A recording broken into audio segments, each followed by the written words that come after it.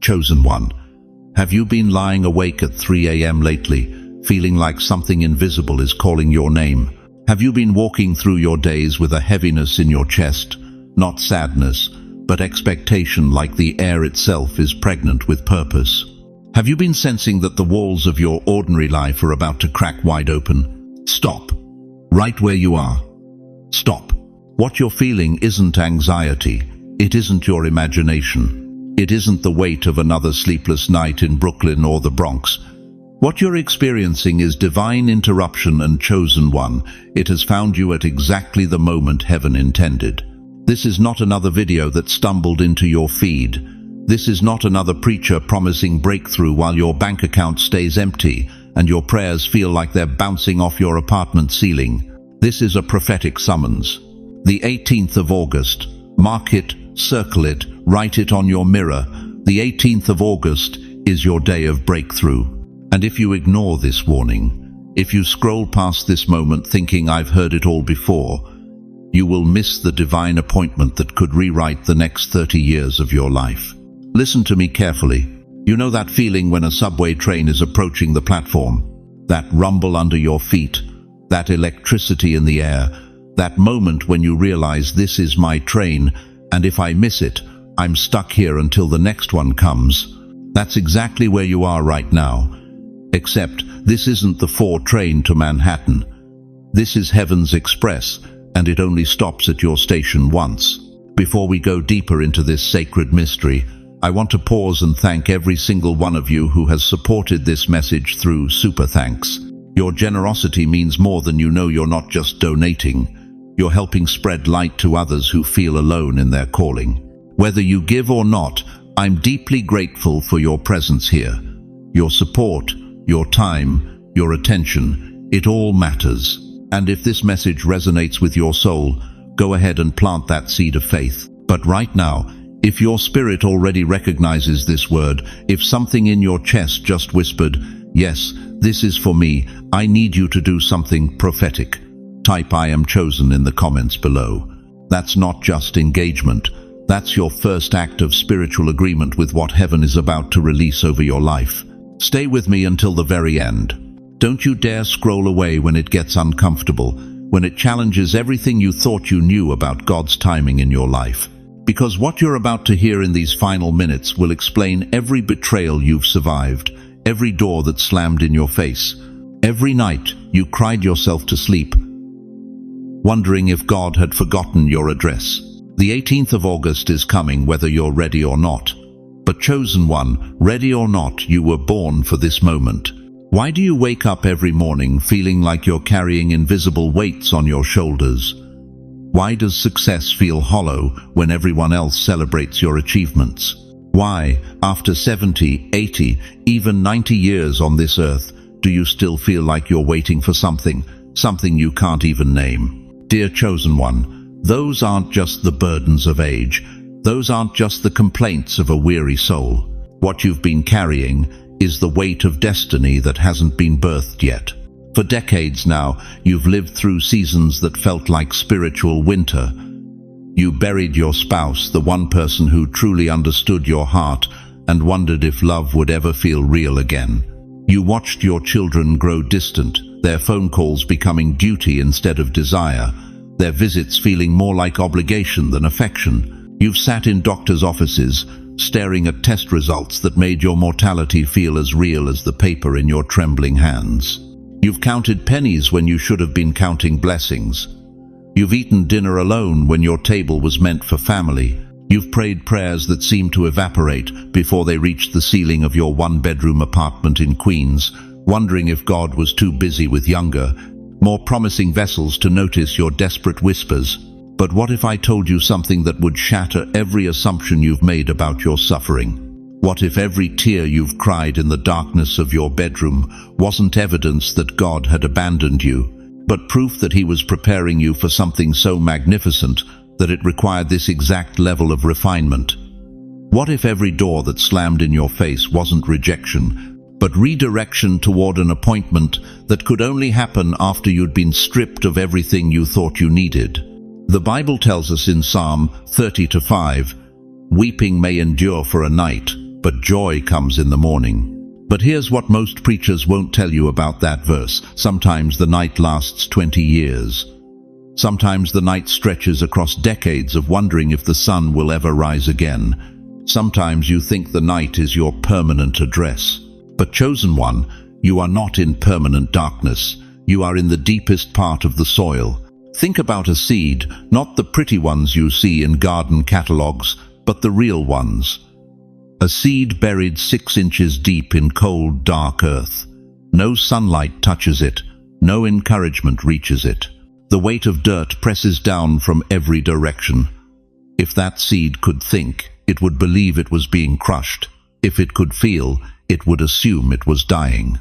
If it could speak, it would cry out, "God, why have you buried me alive?" But what that seed doesn't understand is that the darkness isn't its grave, it's its nursery. The pressure isn't destroying it, it's activating something that was dormant. The isolation isn't abandonment, it's incubation. Every single condition that feels like death is actually the requirement for resurrection. You've been that seed, haven't you? Buried under the weight of disappointment, crushed under the pressure of expectations that never materialized, hidden in the darkness of circumstances that made no sense. You've asked God 1,000 times, "Why me? Why this? Why now?" But what if, and listen carefully, what if all those nights you asked God, "Why me?" were not punishment, but preparation for this very date, the 18th of August? What if every betrayal that broke your heart was actually breaking up the hard soil around your purpose? What if every financial struggle was teaching you to depend on heaven's economy instead of Wall Street's promises? What if every health scare was reminding you that your life is not measured in years, but in the moments when eternity breaks through into time? The enemy wanted those trials to bury you, but God used them to plant you. You see, chosen one, the difference between being buried and being planted is the intention behind the placement. When something is buried, it's meant to decay, to disappear, to be forgotten. But when something is planted, it's positioned for breakthrough. It's strategically placed in the exact environment it needs to transform from what it was into what it was always meant to become. For 70 years, you thought you were being buried. For 80 years, you believed you were being forgotten. For 90 years, you assumed God had written you off as a failed investment. But you weren't buried, dear one. You were planted. And every year of pressure, every season of darkness, every moment of wondering if anyone even remembered your name was adding layers of spiritual nutrition to the soil of your destiny. The prophet Isaiah understood this mystery when he wrote in chapter 61, verse 3, that God gives us beauty for ashes, the oil of joy for mourning, the garment of praise for the spirit of heaviness. Notice he doesn't say God erases the ashes, he transforms them. He doesn't delete the mourning, he converts it into oil. He doesn't remove the heaviness, he covers it with garments of praise. Your pain wasn't pointless. Your suffering wasn't senseless. Your tears weren't wasted. They were all ingredients in the divine recipe that's been cooking in heaven's kitchen for decades, preparing for the feast that's about to be served on the 18th of August. But here's what will shock you to your core: you weren't buried. You were planted. And on the 18th of August, you will see the first shoot of your breakthrough rise from the soil that once felt like your grave. Everything you've endured has been preparing you for what you're about to receive. But the question that will determine whether you experience breakthrough or miss it entirely is this: are you ready to stop seeing yourself as buried and start recognizing that you've been planted for such a time as this? You want to know why your life has felt like one endless waiting room? Why every breakthrough you've prayed for seems to slip through your fingers just when you thought it was yours? Why at 70, 80, 90 years old, you're still carrying dreams that feel impossible? Because God operates on appointed times. Not your time, not the world's time. Appointed times. Ecclesiastes 3:1 declares it with thunderous authority. To everything there is a season, and a time to every purpose under heaven. Every single word in that verse is loaded with prophetic power. There is a time, a specific, designated, divinely orchestrated moment when what has been delayed suddenly accelerates into manifestation. And chosen one, the 18th of August is that time for you. Listen to me carefully. This is not another motivational speech about positive thinking. This is not another feel-good sermon about God's love. This is prophetic intelligence from the throne room of heaven itself. The 18th of August has been written into your story since before you took your first breath. It has been circled on heaven's calendar while you've been circling dates on yours, wondering when your season would come. You think those sleepless nights have been coincidence? You think that restlessness in your spirit has been anxiety? Number. Your soul has been sensing the approach of your appointed time. Like a woman in labor feels contractions before she sees the baby, your spirit has been contracting with anticipation because your breakthrough is crowning. But here's what's going to shock you to your core. God doesn't just move randomly. He moves in patterns. He moves in biblical precision. Think about the walls of Jericho. For 6 days, nothing. 6 days of marching, 6 days of silence, 6 days of looking foolish to everyone watching. But on the 7th day, the appointed day, those walls didn't just crack. They didn't gradually crumble. They collapsed completely in one supernatural moment. That 7th day is the 18th of August. Think about Moses at the Red Sea. For decades, the Israelites had been crying out for deliverance. For generations, they had been praying for freedom. But when the appointed time came, when Pharaoh's army was breathing down their necks and the sea was in front of them, God didn't give them a gradual escape route.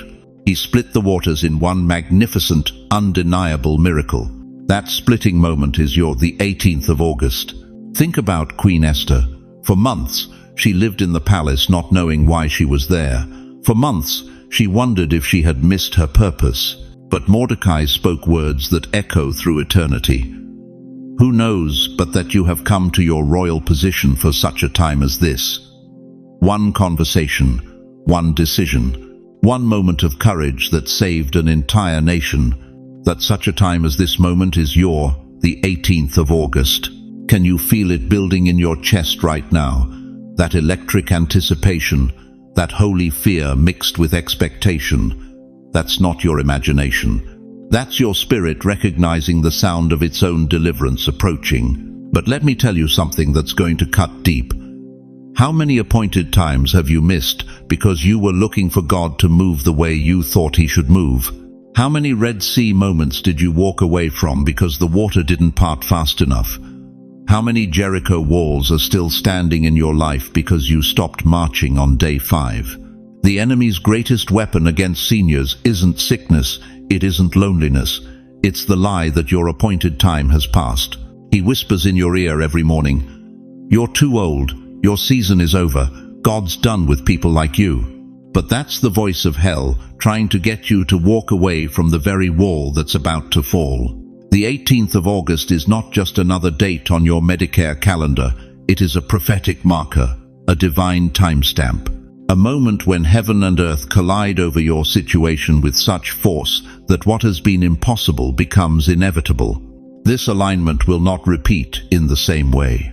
You will not have another, the 18th of August, with this exact spiritual configuration, with this precise positioning of your faith, with this level of preparation in your soul. This is your Kairos moment, not Chronos time that ticks by on clocks, but God's time that breaks into human history with unstoppable power.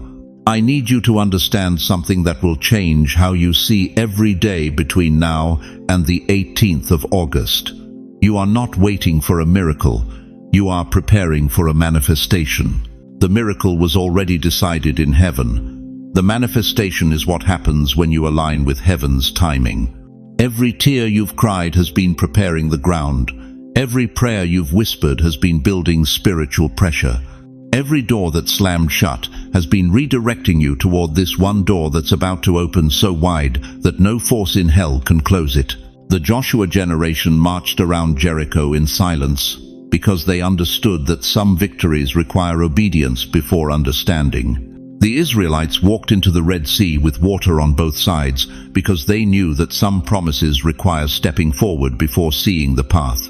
Right now, if you feel your spirit bearing witness to what I'm saying, if something deep in your soul is vibrating with recognition, don't you dare let doubt talk you out of this moment. Declare it out loud right now.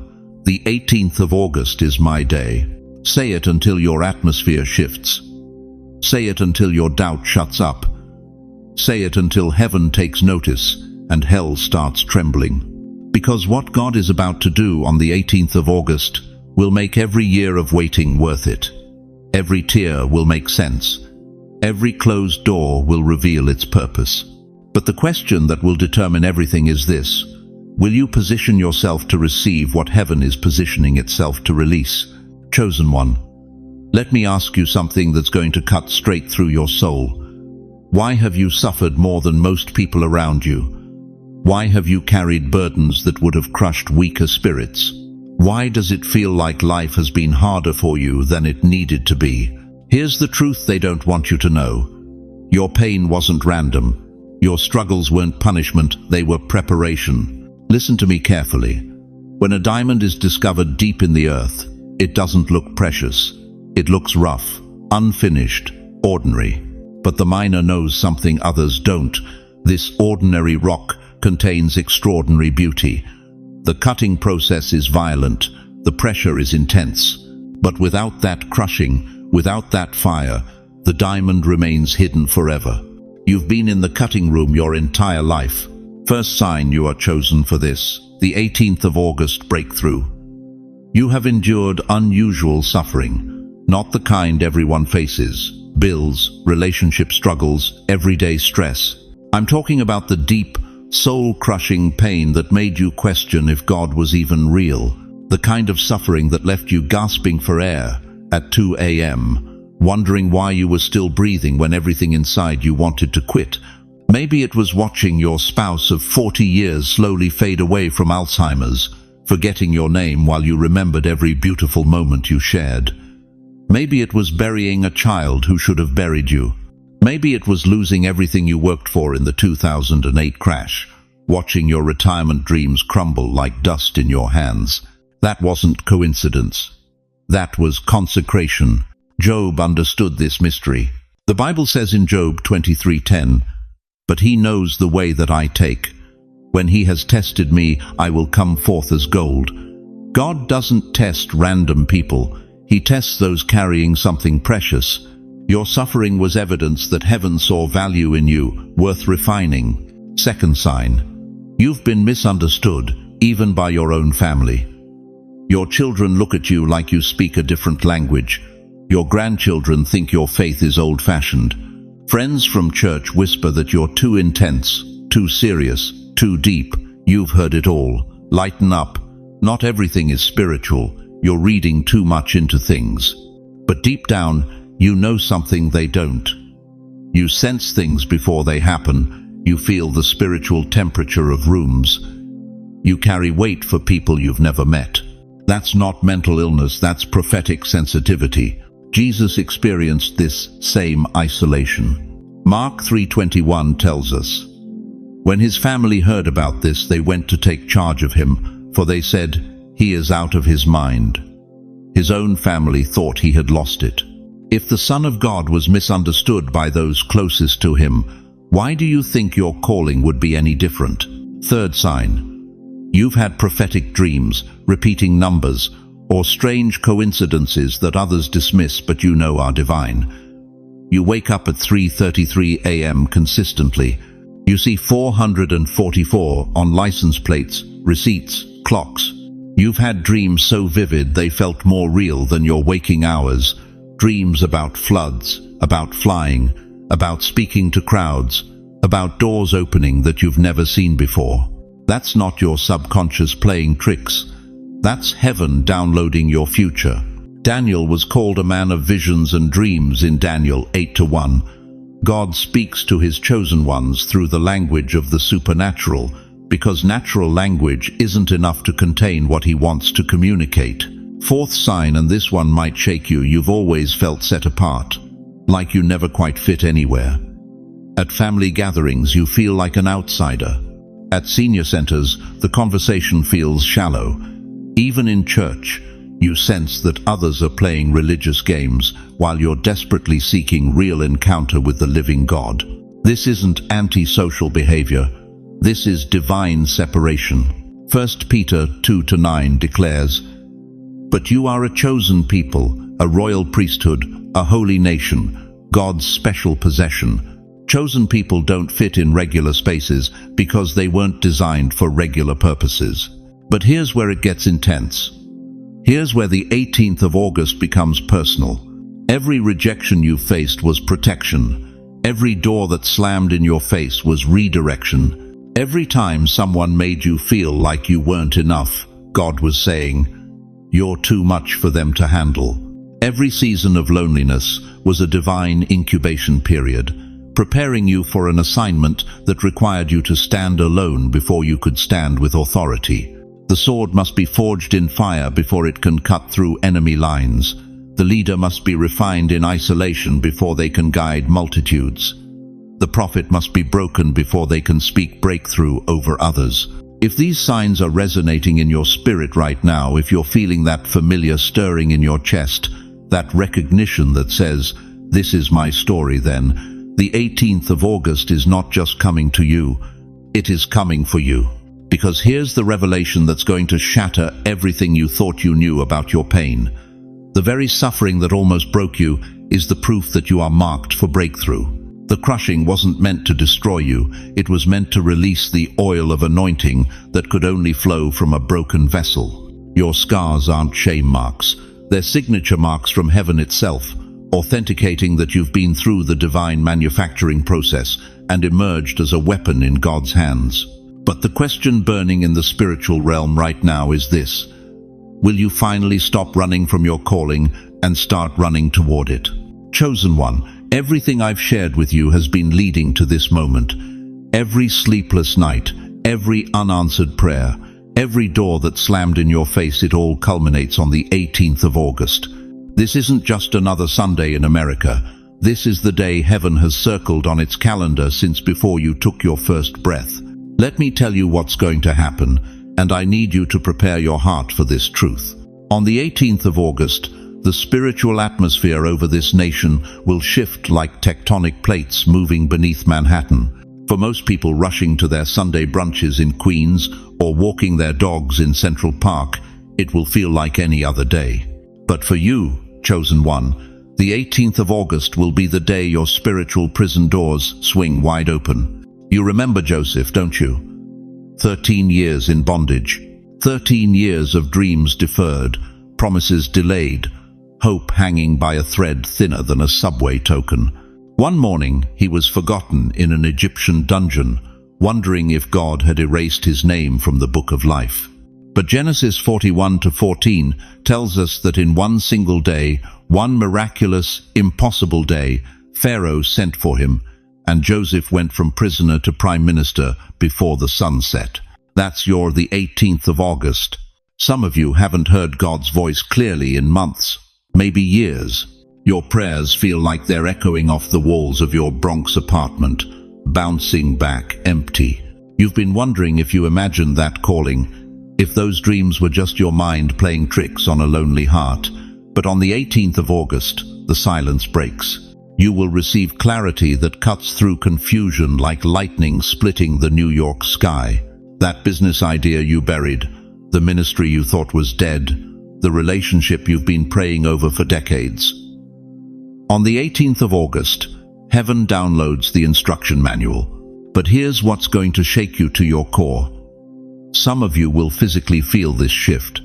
I'm talking about heat rising in your chest while you're sitting in your living room. Tears streaming down your face for no earthly reason.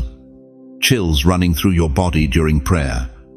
That's not emotion, beloved. That's activation. That's your spirit recognizing what your mind hasn't caught up to yet. Ezekiel 36-26 promises, "I will give you a new heart and put a new spirit in you. I will remove from you your heart of stone and give you a heart of flesh." On the 18th of August, for many of you, this verse stops being scripture and starts being surgery. God is performing spiritual heart transplants on his chosen ones. Do you understand what I'm telling you? The numbness you felt, the spiritual deadness that's been haunting you since your spouse passed, since your children stopped calling, since the doctors gave you that diagnosis, it ends on the 18th of August. Your heart of stone, cracked by disappointment and scarred by betrayal, gets replaced with a heart that beats in rhythm with heaven's timing. But there's more. Angels will be dispatched on assignment. Not the greeting card angels with harps and halos, but warrior angels carrying messages from the throne room of God. Hebrews 1:14 asks, "Are not all angels ministering spirits sent to serve those who will inherit salvation?" On the 18th of August, your inheritance comes due. You might encounter them in your dreams that night. You might feel their presence during worship. You might even meet them disguised as strangers who speak words that pierce straight through to your soul. Pay attention. When angels show up, breakthrough follows. Some of you will experience restoration in relationships that have been dead longer than Lazarus was in that tomb. Adult children who haven't spoken to you in years will suddenly feel prompted to call. Siblings, separated by decades of bitterness, will find themselves reaching for the phone. That's not coincidence, that's divine intervention. But let me warn you about something that's going to challenge every fiber of your being.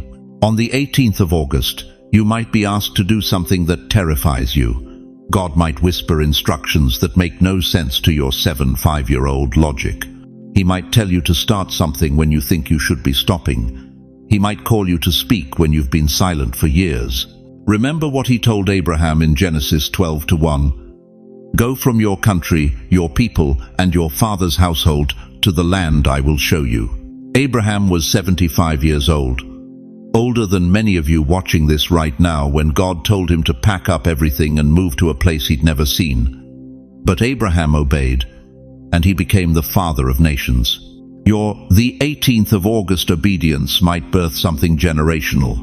Your willingness to say yes when it doesn't make sense might unlock blessings for grandchildren not yet born. Some of you right now are feeling that familiar stirring in your chest.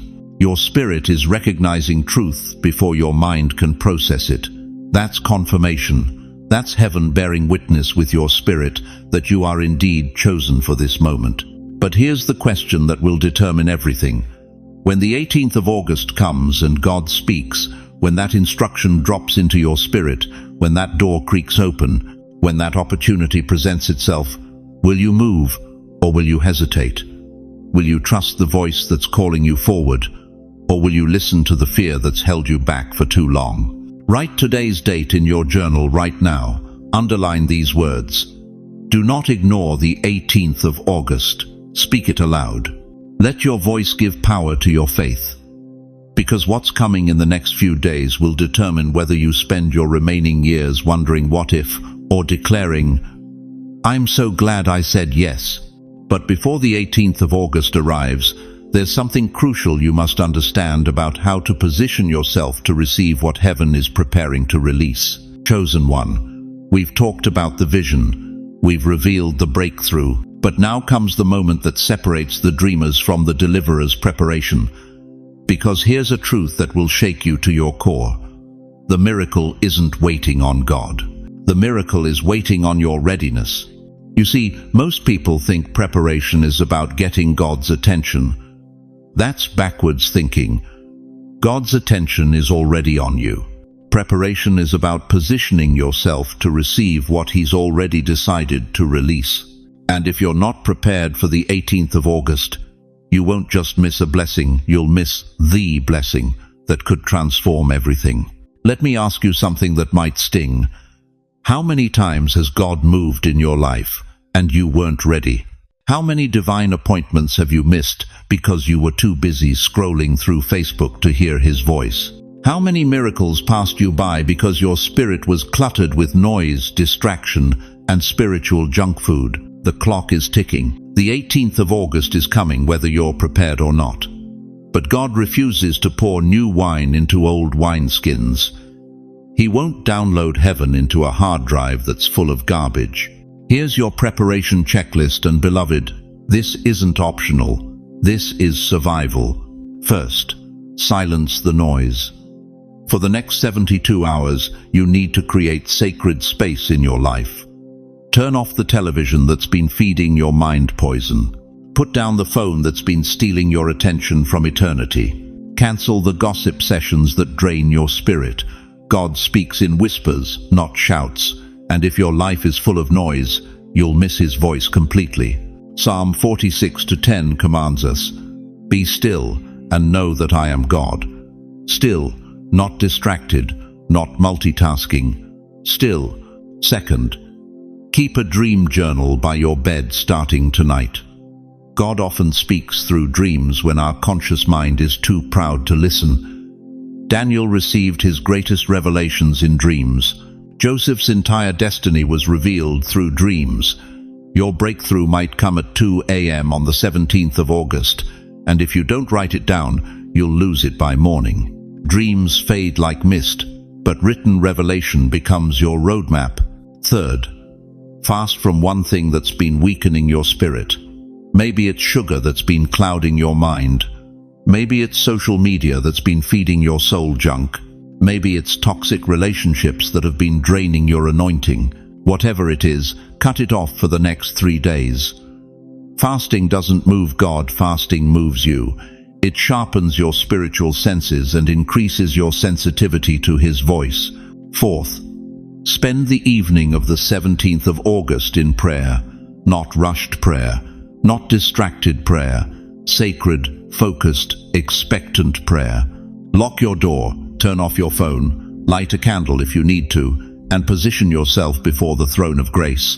Tell God you're ready to receive whatever he wants to give you on the 18th of August. This isn't begging, this is positioning.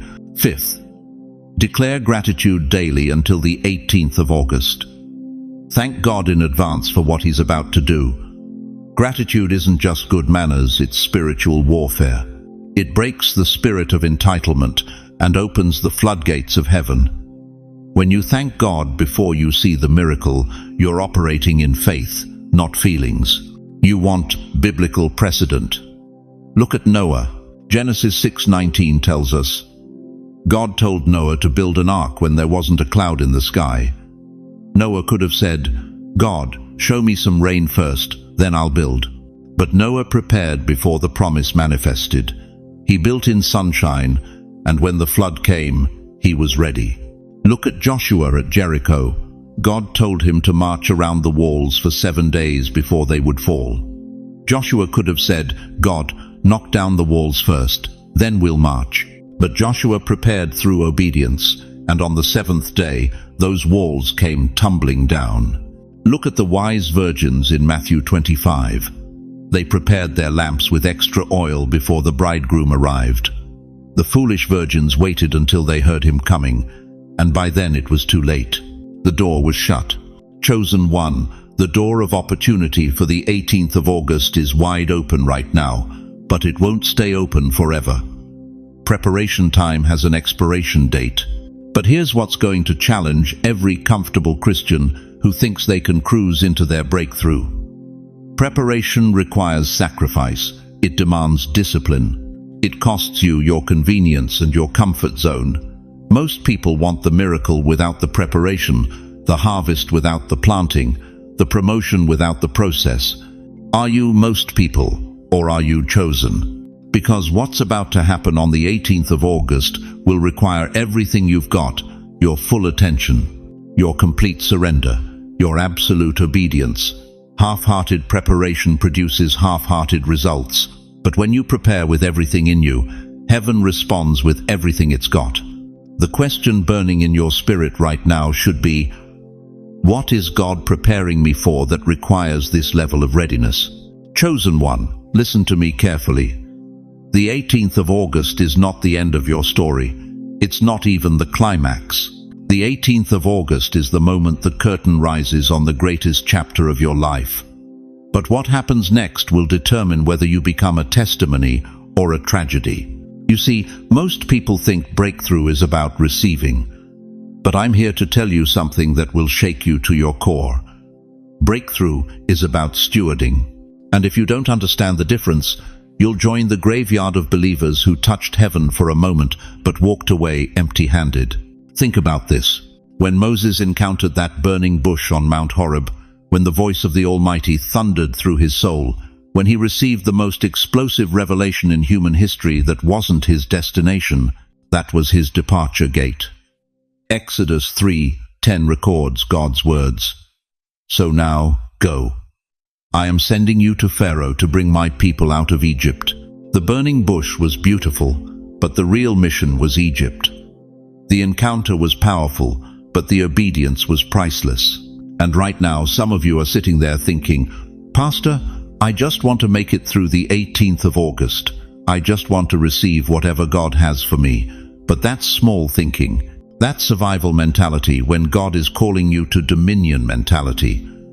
You're not just surviving to the 18th of August, you're being prepared for the decades that follow. Here's what's going to happen after the 18th of August, and you need to brace yourself for this truth. God is going to test your stewardship.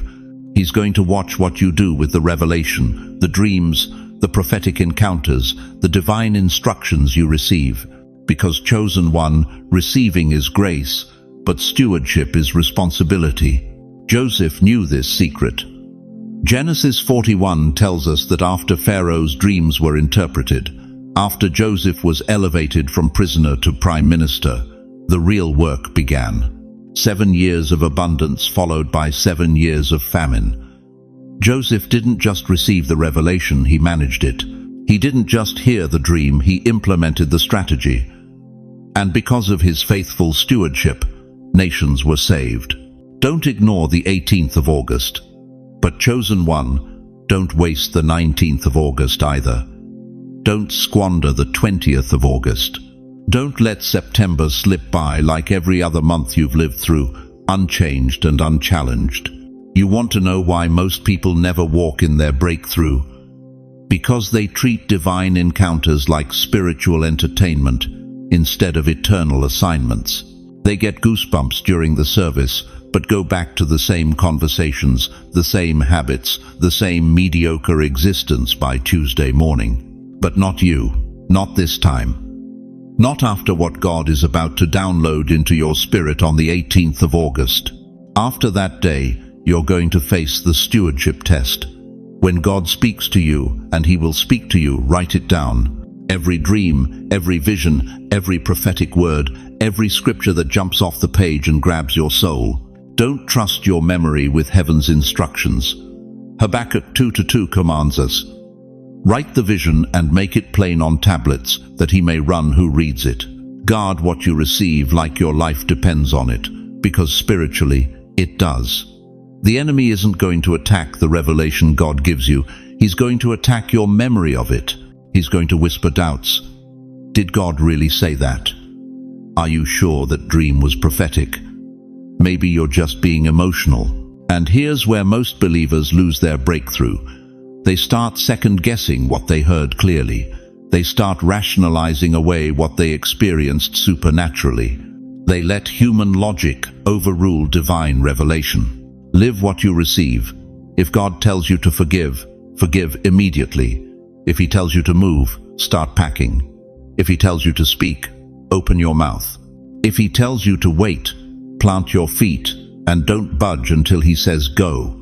Delayed obedience is disobedience, and disobedience will cost you the very breakthrough you're praying for.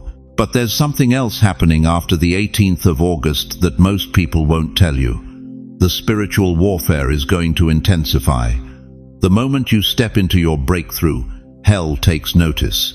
The devil doesn't waste ammunition on defeated believers, but when you start walking in divine authority, when you start carrying the fragrance of heaven, when your very presence begins to shift atmospheres, that's when the real battle begins.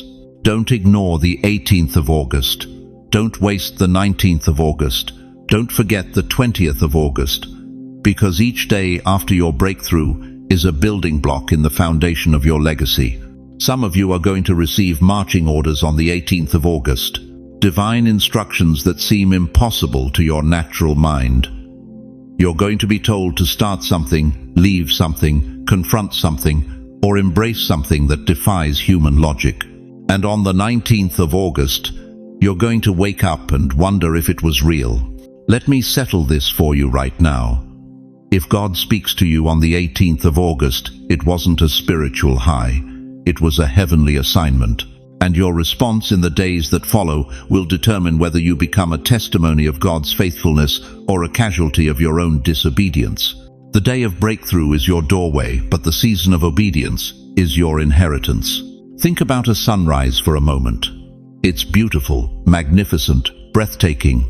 But the real story isn't the sunrise itself, it's the day that follows. It's what you do with the light. It's how you steward the illumination. It's whether you use the daylight to build something eternal or waste it in spiritual slumber. The 18th of August is your sunrise, chosen one. But the question that will haunt you for the rest of your life is this: what are you going to do with the light? But listen to me carefully, chosen one. If you think receiving your breakthrough on the 18th of August means you can finally exhale and coast into comfort, you're about to walk straight into the enemy's trap. Here's what nobody tells you about breakthrough the moment. Heaven opens your door. Hell mobilizes its army. The second God promotes you, Satan strategizes against you. The instant your chains break, new battles begin. And if you're not prepared for what's coming after your miracle, you'll lose everything you just gained. You want to know why so many people receive breakthrough and then find themselves right back where they started 6 months later, because they thought the victory was the destination. But breakthrough isn't your arrival, it's your departure into warfare you've never experienced before. Think about the children of Israel. They danced on the banks of the Red Sea, celebrating their deliverance from Egypt. The waters had parted. Pharaoh's army was destroyed. Freedom was theirs. But 40 days later, they were complaining about water. 40 days, from miracle to misery, in less than 6 weeks. Why? Because they thought crossing the Red Sea was the end of their journey, when it was actually the beginning of their testing. Moses knew this. That's why Exodus 13:17 tells us that when Pharaoh let the people go, God did not lead them on the road through the Philistine country, though that was shorter. The shorter route would have meant immediate war, and they weren't ready. But here's the shocking truth: even the longer route led to the wilderness.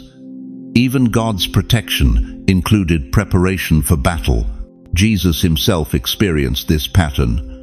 The moment he was baptized, the Holy Spirit descended like a dove, and the Father's voice thundered from heaven. This is my beloved Son. Breakthrough, confirmation, divine approval.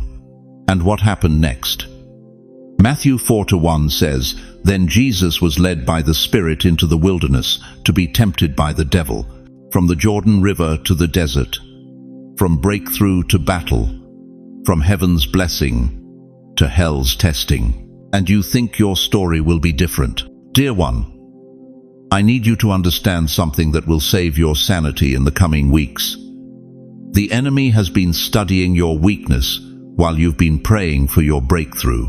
He knows exactly which buttons to push, which fears to resurrect, which old habits to wave in front of your face like a red flag in front of a bull. The moment you step into your the 18th of August breakthrough, he's going to whisper the most convincing lie you've ever heard. It wasn't real.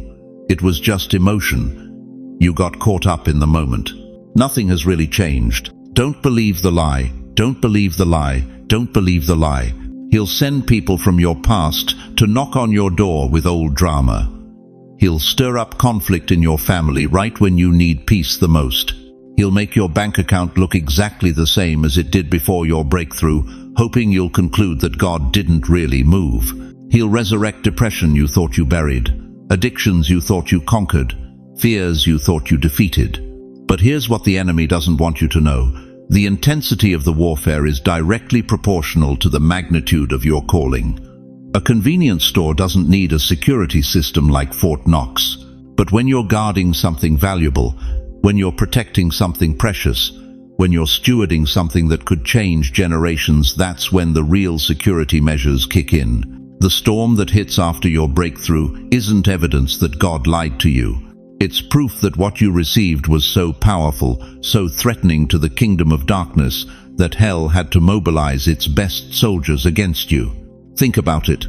When you were broken, defeated, sitting in your apartment counting pennies and crying into your coffee, did the devil bother you this much? When you were spiritually dead, emotionally numb, going through the motions of life without purpose, where was all this warfare then? It wasn't there because you weren't a threat. But now? Now you're dangerous. Now you carry something that could destroy his influence in your family line. Now you walk with authority that makes demons nervous. Now you speak with a voice that hell recognizes and heaven backs up. The very fact that you're under attack is your receipt. It's your confirmation that the transaction went through. Opposition doesn't come to empty vessels. Warfare doesn't follow fake breakthroughs. The devil doesn't waste ammunition on people who pose no threat to his kingdom. So when the storm hits, and it will hit, when old temptations resurface, when people start acting strange around you, when circumstances seem to contradict everything you experienced on the 18th of August, remember this moment, remember these words. Remember that every prophet, every apostle, every chosen one who ever received something from God had to fight to keep it. David was anointed king, but spent years hiding in caves. Joseph received dreams of rulership, but endured slavery and prison. Esther was crowned queen, but faced genocide. Paul encountered Christ on the Damascus road, but immediately faced plots against his life. Your breakthrough isn't your destination, it's your ammunition for the battle that's coming. But here's the beautiful truth that will sustain you through every assault. The same God who gave you the breakthrough is the same God who will teach you how to fight for it. He doesn't hand you gifts without also providing the grace to guard them. He doesn't promote you without also preparing you. He doesn't open doors without also giving you the wisdom to walk through them with authority. So when the warfare comes, when the enemy throws everything he's got at your breakthrough, you stand, you fight, you remember who you are and whose you are. Because the battle itself is proof that you received something worth fighting for. But how do you fight a war you've never fought before? How do you protect a breakthrough you've never possessed?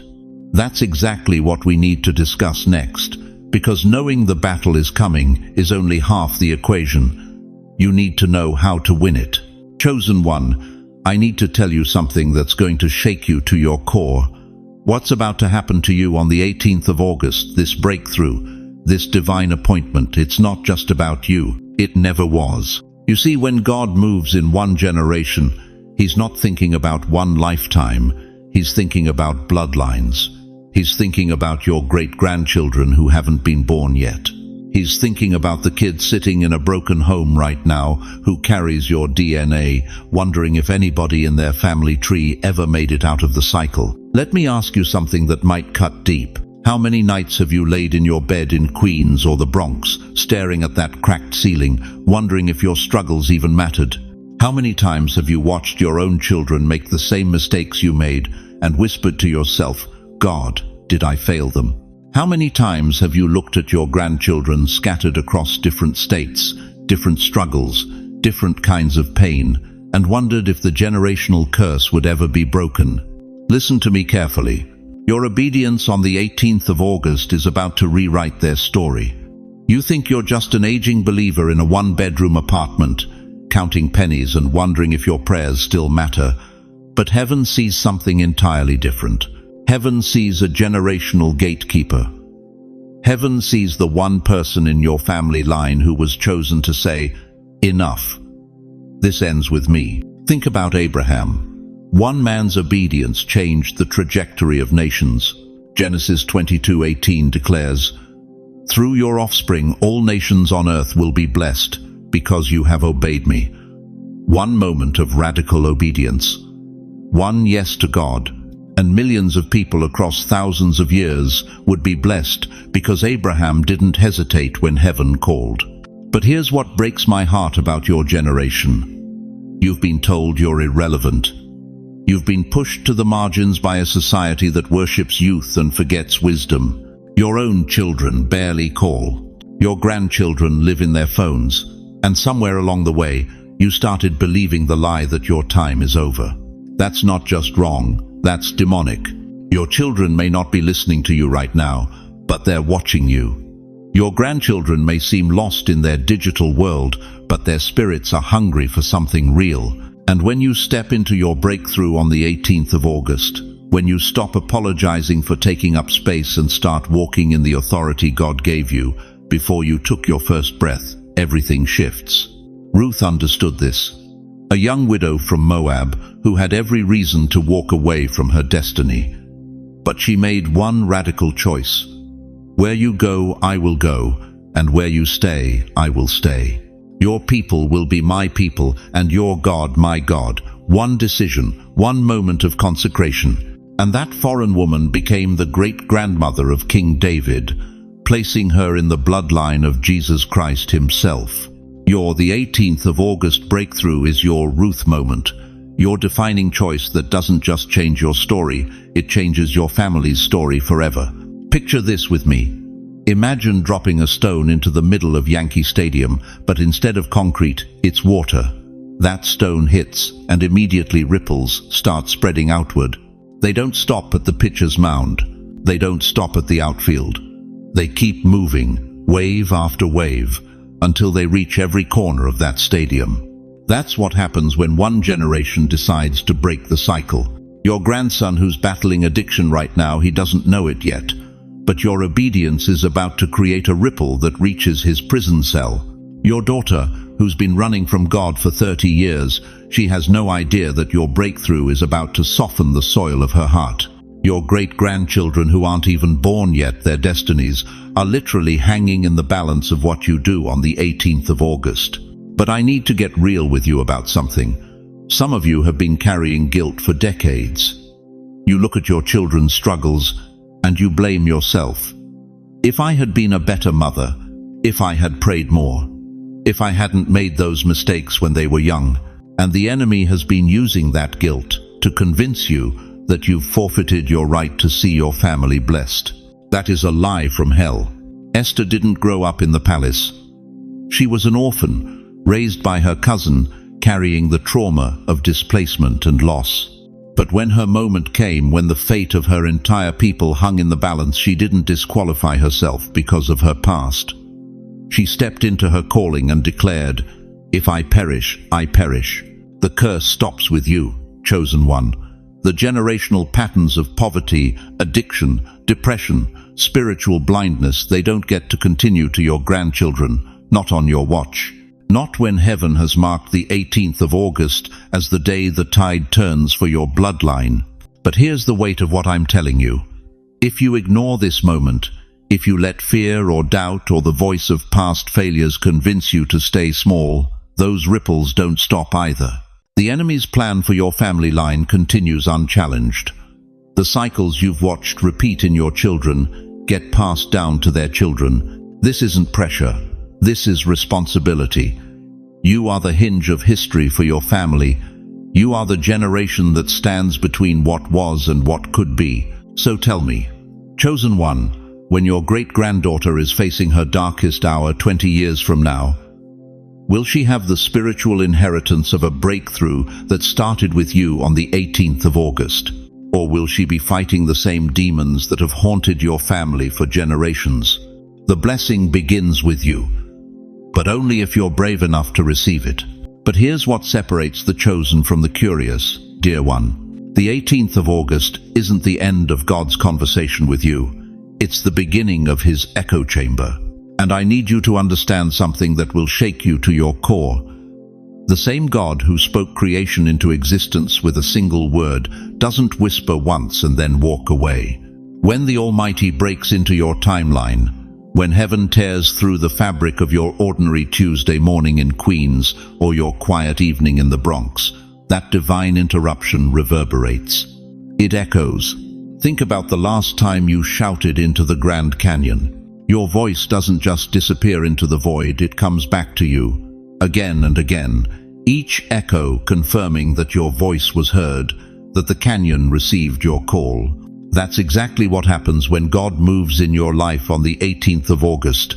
The breakthrough isn't just a moment, it's the beginning of a divine echo that will follow you into the 19th of August, 20th, and beyond. But here's the tragic truth that keeps me awake at night.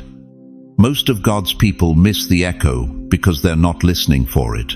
They experience the divine moment, feel the spiritual electricity, sense the shift, and then they go right back to scrolling through their phones, complaining about their arthritis, and wondering why their prayers feel empty. They miss the confirmations because they don't know how to recognize God's voice when it whispers back to them. Let me tell you something that will revolutionize how you walk through the rest of your life. After the 18th of August, you need to watch for the numbers. Not just any numbers, divine timestamps that heaven stamps on your daily experience. You'll start seeing 111, 444, 777, 999 on your microwave clock, on receipts at the bodega, on license plates stuck in Manhattan traffic. These aren't coincidences, they're confirmations. God is saying, remember the 18th of August. Remember what I told you. I'm still here. Watch for the dreams. O chosen one, watch for the dreams. In the nights following your breakthrough, when your conscious mind finally stops resisting and your spirit is free to receive, God will download instructions through your sleep. You'll wake up at 3:17 a.m. with clarity about decisions you've been wrestling with for months. You'll dream of doors opening, of yourself walking through corridors you've never seen but somehow recognize. You'll see faces of people you haven't met yet but will encounter in your new season. Write them down, every single one. Because those dreams aren't your subconscious playing games, they're prophetic blueprints of what's coming. Watch for the whispers. After God speaks loudly on the 18th of August, he'll start speaking softly in the days that follow. A stranger in the elevator will say exactly what you needed to hear. Your granddaughter will call you out of the blue and repeat a phrase that connects to your breakthrough. You'll be walking through Central Park and overhear a conversation that feels like God arranged it just for your ears. These aren't accidents. They're divine appointments disguised as everyday moments. Here's where it gets supernatural, and I need you to lean in close, because what I'm about to tell you will change how you see everything. The God who parted the Red Sea for Moses didn't just perform the miracle and disappear. Exodus tells us that the Israelites walked on dry ground with walls of water on both sides. Can you imagine looking up and seeing fish swimming above your head? That miracle had an echo. Every step they took on that dry seabed was a confirmation that God had indeed made a way where there was no way. The God who shut the lions' mouths for Daniel didn't leave him wondering if it really happened. Daniel walked out of that den without a scratch, without even the smell of lion's breath on his clothes. The echo of that miracle followed him for the rest of his life. Every time he prayed, every time he faced opposition, he remembered, the God who saved me from lions is still my God. And the God who spoke to you on the 18th of August, who broke through your doubt, your weariness, your decades of feeling invisible, he will not go silent on the 19th of August. His echo will chase you down the streets of your neighborhood. It will meet you at your kitchen table over your morning coffee. It will interrupt your afternoon nap with such peace that you'll know, beyond any shadow of doubt, that your life has changed forever. But here's the test, dear one. Here's where many fall short. Will you have the spiritual sensitivity to recognize the echo when it comes? Or will you be like the 9 lepers who received their healing from Jesus, but never came back to say thank you? They got their miracle, but they missed the relationship.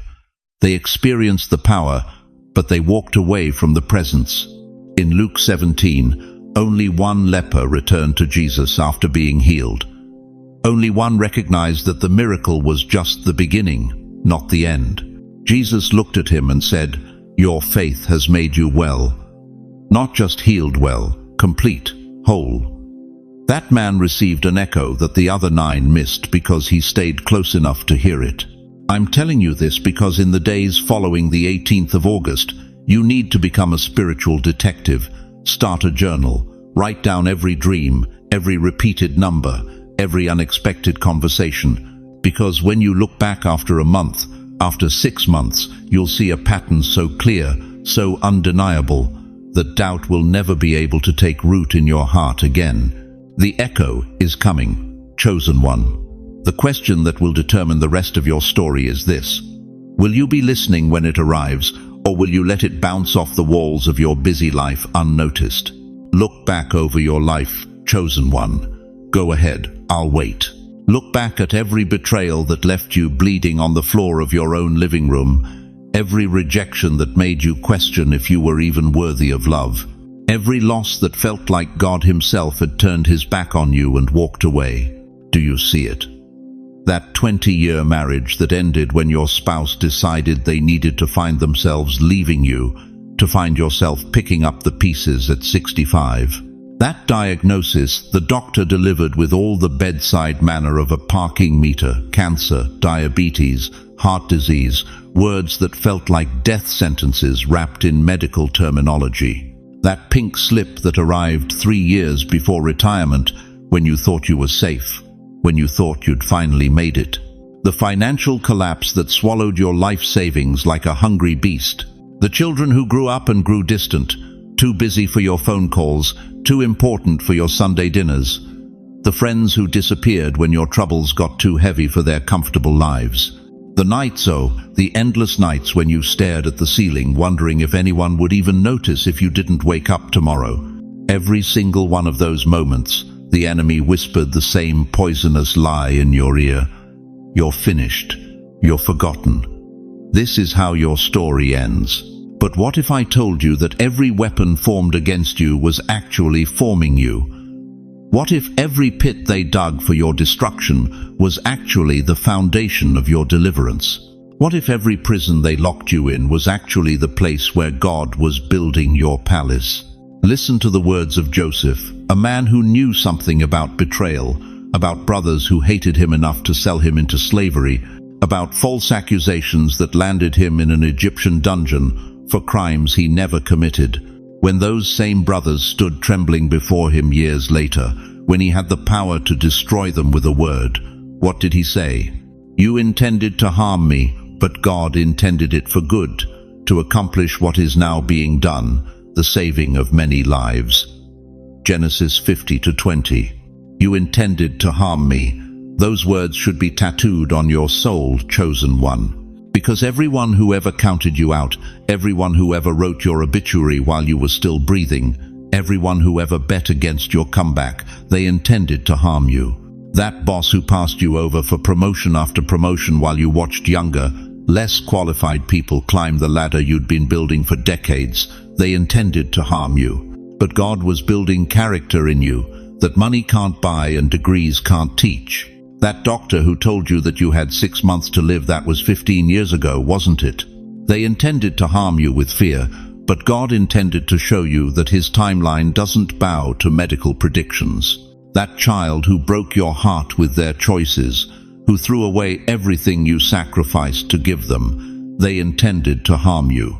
But God intended to teach you that your worth isn't measured by their gratitude, and your love isn't wasted just because it isn't returned. The pit was real, chosen one. Don't let anyone tell you it wasn't. Joseph didn't imagine that darkness, that isolation, that feeling of being forgotten by God and man. The pit was 20 feet deep and lined with stone. The prison was 40 feet by 60 feet with iron bars that didn't care about his innocence. But the palace was just as real. One day, one single day, Joseph went from prisoner to prime minister. From forgotten to unforgettable, from victim to victor, not because he deserved it, not because he earned it, but because God's timing is perfect and God's justice is complete. Your pit has been real, that depression that felt like you were drowning in your own bed, that loneliness that echoed through your empty house like a ghost, that financial pressure that made you choose between medication and groceries, that betrayal that left you wondering if you could ever trust anyone again. Real. All of it. Every tear. Every sleepless night. Every moment you thought about giving up. But your palace is just as real, and it's waiting for you on the 18th of August. This isn't about payback, chosen one. This isn't about revenge. This isn't about making your enemies bow down while you gloat over their downfall. No, this is about reversal. Complete supernatural. Undeniable reversal. The very things that were meant to destroy you are about to become the foundation of your deliverance. That broken heart that you thought would never heal. It's going to become your ministry to the brokenhearted. That financial devastation that left you counting pennies, it's going to teach you that God's economy doesn't follow Wall Street rules. That health crisis that brought you to your knees, it's going to show the world what happens when someone refuses to die before their time. The 18th of August is not just another day on your calendar. It's not just another date to forget. It's your Romans 8:28 day, the day when all things work together for good finally make sense. When the puzzle pieces of your pain suddenly click into a picture so beautiful it takes your breath away. Every tear you've cried has been collected in heaven's bottles. Every prayer you've whispered in the dark has been recorded in golden books. Every time you chose to get up when staying down would have been easier, heaven took notice. The enemy intended to harm you, but God intended it for good. And on the 18th of August, you're going to see just how good God's intentions really are. But here's the question that will determine whether you walk into your palace or stay in your pit. Are you ready to stop seeing yourself as a victim and start walking as a victor? Chosen one, we have reached the moment of truth. The hour when heaven stops whispering and starts demanding an answer. You've felt it building throughout this entire message, haven't you? That divine pressure in your chest, that holy tension in the atmosphere around you, that sense that something eternal is waiting for your response. Heaven is watching. Right now, as these words penetrate your spirit, angels are leaning forward from their positions around the throne. The Holy Spirit himself is asking one question that will determine the trajectory of your next 30 years. Will you obey? This isn't a gentle suggestion. This isn't a spiritual meditation. This is a divine courtroom, and you are being called to render a verdict on your own destiny. The 18th of August stands before you like an open door, but doors don't stay open forever. What you decide in the next few moments will either accelerate your breakthrough or delay it for years to come. Let me tell you something that will shake you to your core. In the book of Revelation, Jesus stood at the door of the Laodicean church and said, "Behold, I stand at the door and knock. If anyone hears my voice and opens the door, I will come in." But here's what most people miss. He was talking to believers, people who thought they were already walking with God, people who had become comfortable, lukewarm, satisfied with their spiritual mediocrity. You see, chosen one, the greatest tragedy isn't that sinners reject God. The greatest tragedy is that chosen ones ignore their divine appointments, that they hear the knock and pretend they didn't, that they feel the stirring and convince themselves it's just emotion, that they sense the urgency and decide to wait until it's more convenient. But convenience is the enemy of calling.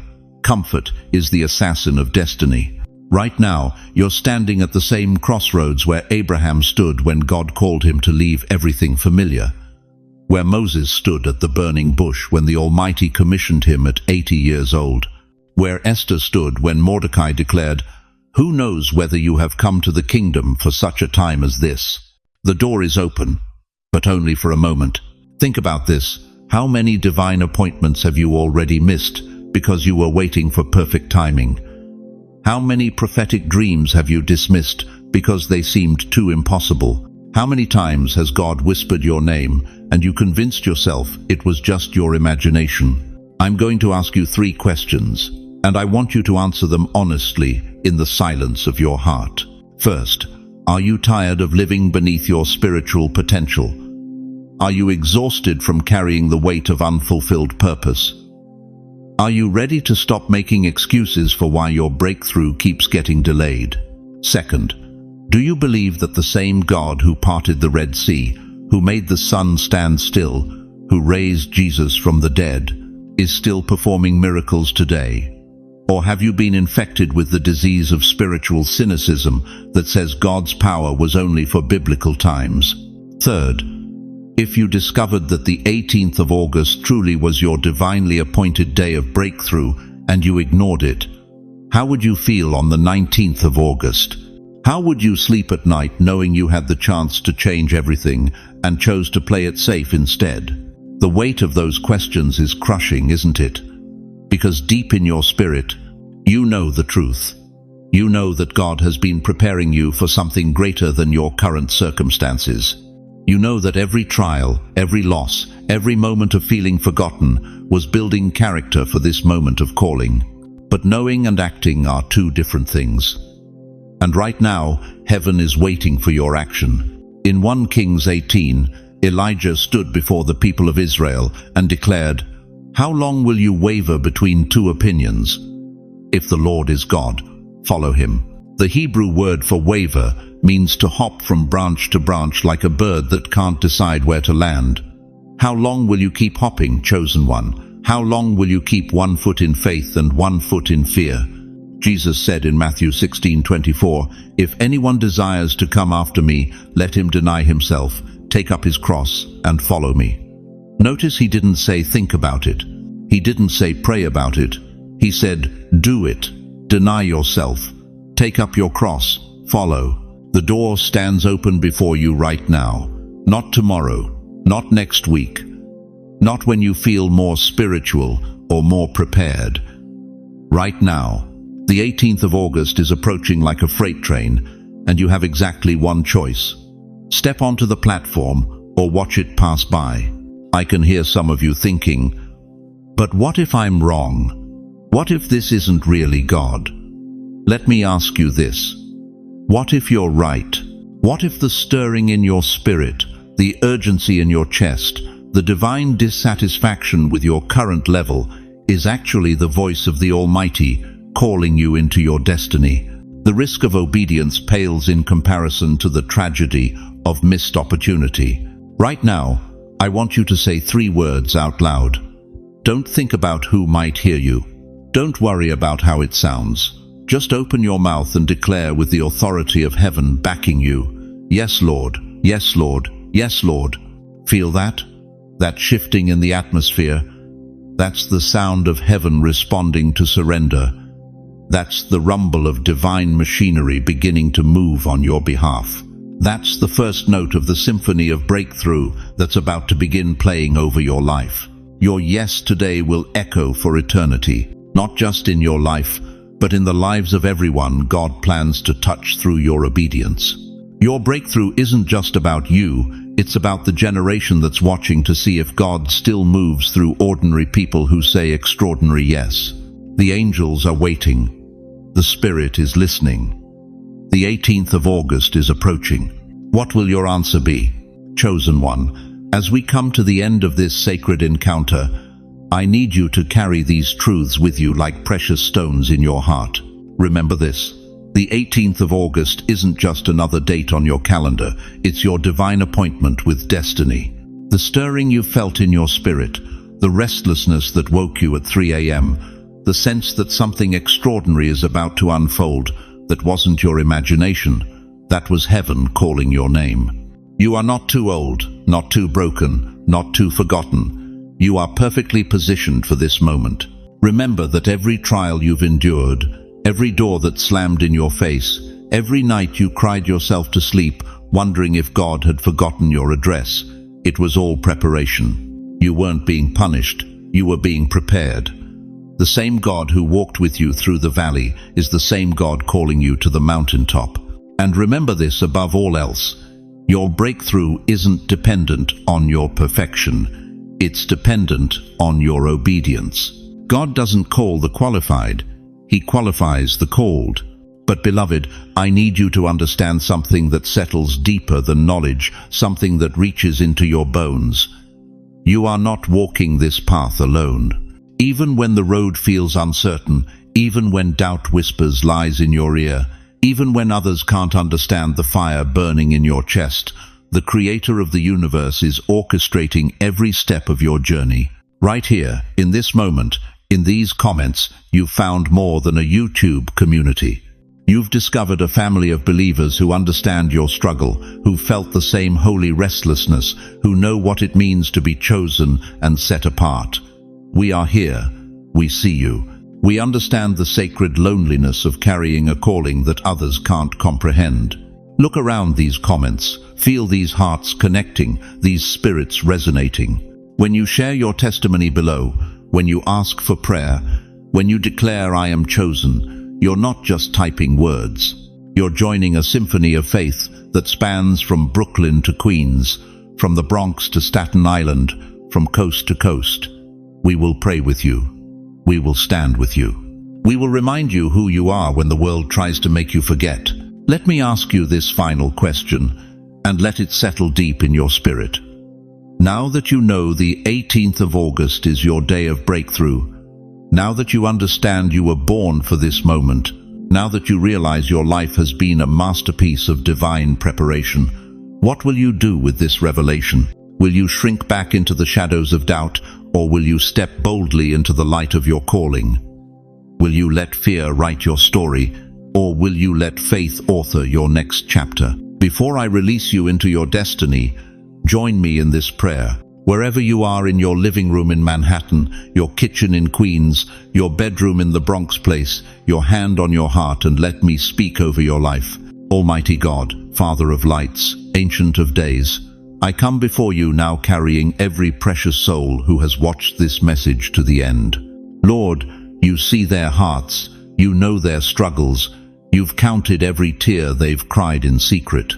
Tonight I place my hand on their shoulder through these words and ask you to let them feel your presence like never before. Father, for those who are weary, breathe fresh strength into their bones. For those who are broken, let your healing flow through every crack in their hearts. For those who feel forgotten, remind them that their names are engraved on your palms. For those who feel alone, surround them with your peace and connect them with others who share their calling. God, I pray for divine protection over their lives. Cancel every assignment of the enemy against them. Break every chain that has held them captive. Silence every voice that has told them they're too old, too late, too damaged to be used by you. Lord, open doors that no man can shut. Provide resources they haven't even thought to ask for. Send divine connections that will accelerate their purpose. Give them prophetic dreams that clarify their next steps. Let the 18th of August be marked in heaven as the day everything shifted for them. Most of all, Father, let them wake up tomorrow morning, truly knowing that they are loved beyond measure, chosen beyond doubt, and destined for greatness beyond their wildest dreams. Let your favor follow them. Let your blessing overtake them. Let your glory be revealed through their obedience. In the mighty name of Jesus, who sits at your right hand interceding for us, I seal this prayer with faith, hope, and unshakable love. Amen. Now, chosen one, I want to hear from you. Don't just watch and leave, become part of this movement. Comment below and tell us, what is God stirring in your heart right now? What are you believing Him for on the 18th of August? Share your testimony. Ask for prayer. Declare your breakthrough. Let this community surround you with intercession and encouragement. And please, if this message touched your soul, share it with someone who needs to hear it. There's a grandmother in Brooklyn, a grandfather in Queens, a widow in the Bronx who's been praying for a word from heaven. Be the vessel that carries this hope to them. Remind them they're not alone, that breakthrough is coming, that their finest hour is still ahead. If you haven't already, hit that subscribe button and ring that notification bell. You're not just subscribing to a channel, you're joining a movement of chosen ones who refuse to settle for ordinary when God has called them to extraordinary. Thank you for staying with me through this entire journey. Thank you for opening your heart, for letting these words penetrate the sacred chambers of your soul. Thank you for being brave enough to believe that maybe, just maybe, you truly are chosen for such a time as this. The 18th of August is coming, beloved. Your breakthrough is on the horizon. And I'll be right here, praying for you, believing with you, and celebrating when your testimony becomes someone else's hope. Until we meet again, Walk in the authority of who you are, chosen, beloved, and destined for greatness. Go in peace. Go in power. Go in the unshakable knowledge that your story is far from over. Amen.